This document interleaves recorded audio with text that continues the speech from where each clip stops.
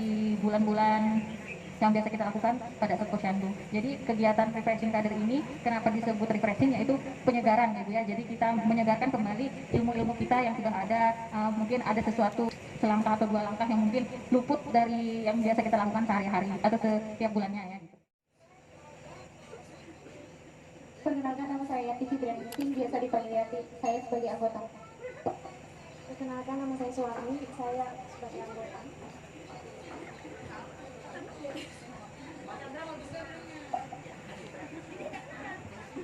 Assalamualaikum warahmatullahi wabarakatuh. Waalaikumsalam warahmatullahi wabarakatuh. Saya ketua kader Posyandu Pasir Putih Desa Pekat.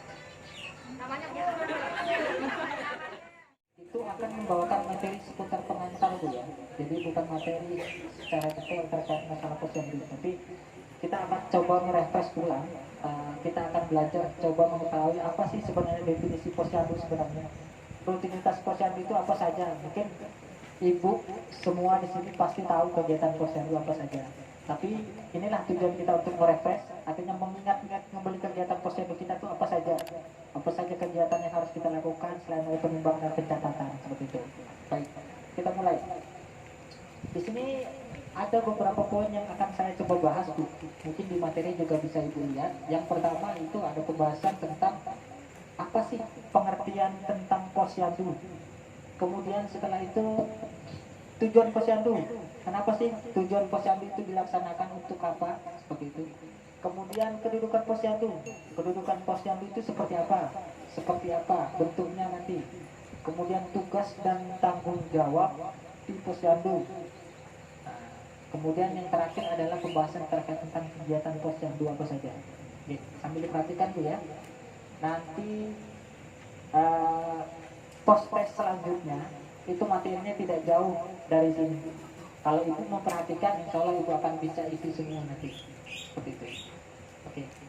Masuk ke pembahasan pertama. Kita masuk ke pengertian Posyandu Bu ya. Siapa yang tahu pengertian Posyandu Bu? Angkat tangan dulu. Jawab saja Bu, sesuai dengan pengetahuannya sebelum kita masuk ke pembahasan.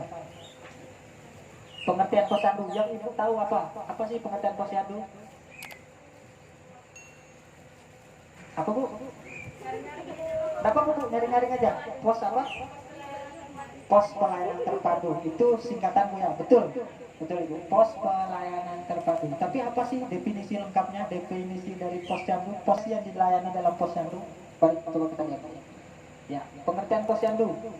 Posyandu adalah kegiatan masyarakat yang bersifat sukarela serta ikhlas dari masyarakat untuk masyarakat. Dari kegiatan Posyandu ini adalah sifatnya, kegiatannya adalah sifat sukarela, ikhlas, yang dari mana?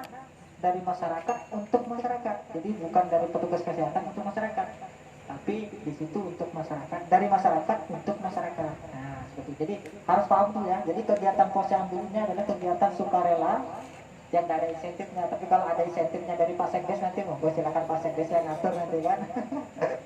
Tapi sementara waktu definisi Posyandu adalah kegiatan yang sifatnya sukarela dari masyarakat untuk masyarakat. Paham ya Bu? Sampai di sini ya.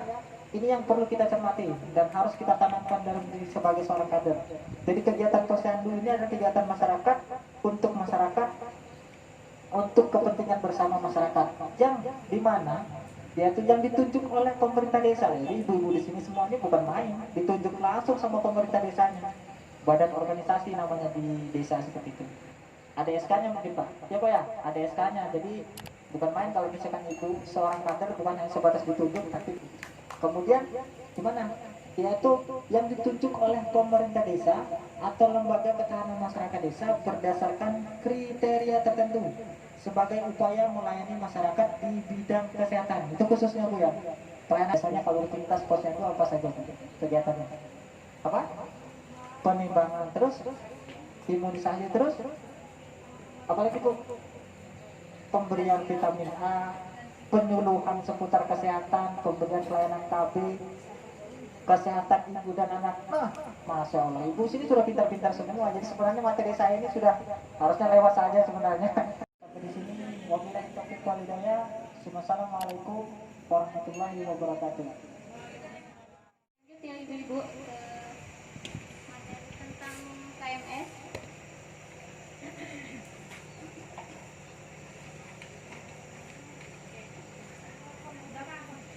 Mungkin ini nanti kita lebih ke simulasi, tapi untuk pendahuluan coba deh saya tanya ke Ibu Kartimah ya. Kemarin sudah sempat ditatar sedikit ya Bu ya. Jantung mendaki pada penyangga tapi tidak terkelana rumah terisalah apakah dasi sudah terpasang kuat Dengan kuat dan kencang, jangan sampai ya nanti kasihan anaknya kalau misalnya jatuh. Harus pas sama yang Oh iya betul. Daciin pada saat penimbangan itu jangan lebih tinggi daripada mata si penimbang ya. Jadi jangan sampai mendongak bacanya, jangan sampai tertunduk bacanya. Jadi harus pas kayak gitu ya. Dan pastikan kita bisa melihat jarum atas sama jarum bawah itu sejajar. Tidak nol.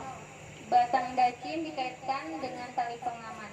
Jadi habis tadi sejajar dengan mata penimbang baru dinolkan. Setelah itu dipasang sarung timbangnya. Itu di lantai yang permukaannya tidak rata.